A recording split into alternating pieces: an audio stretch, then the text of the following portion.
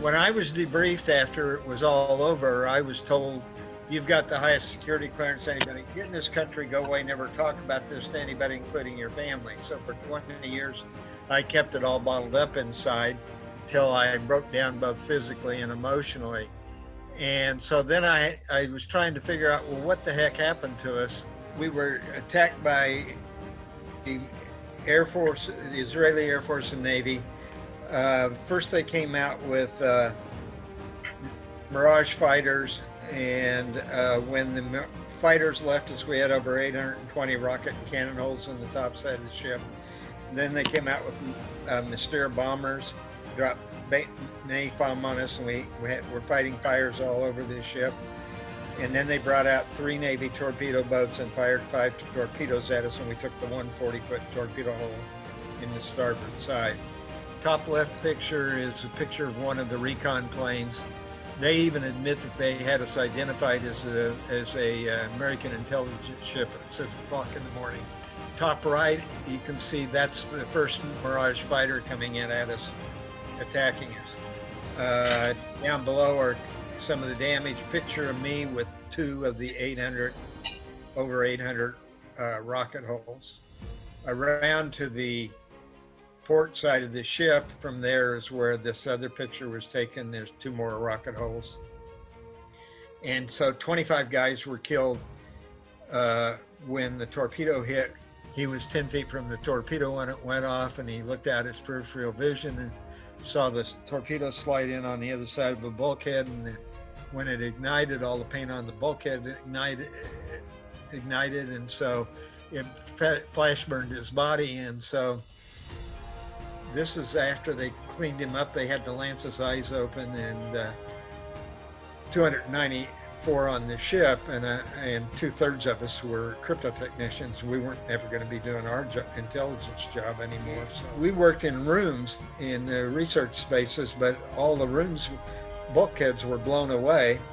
And you can see on this photo on the right, this is our normal steaming colors, our 5x8 foot flag, which is what we were flying when the attack started.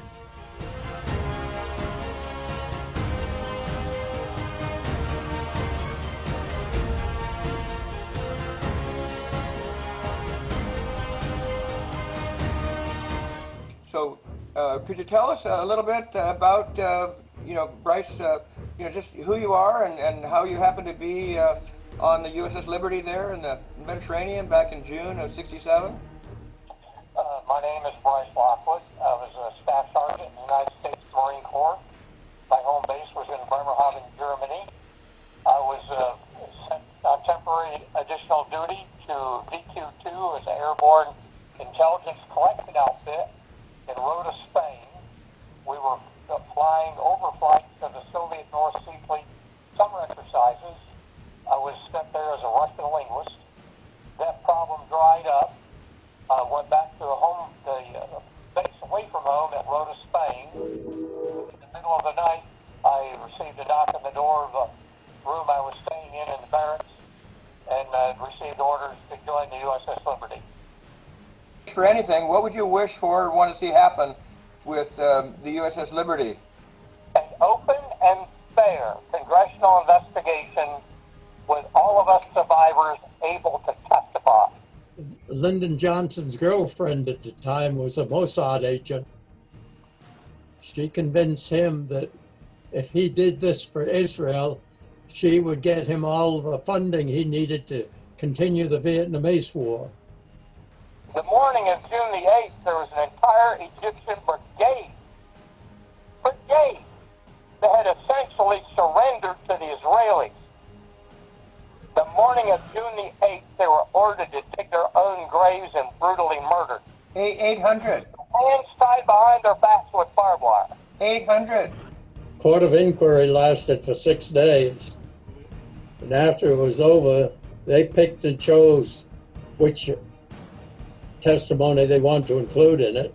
There's no way I believe this was a mistake on the part of the Israelis, but I got to tell you, Congress won't touch this till after there's peace in the Middle East. Taunts me and says, oh, USS Liberty, calls me USS Liberty. I said, you don't even know what you're talking about. You know what really happened? most people have no clue as to what really happened.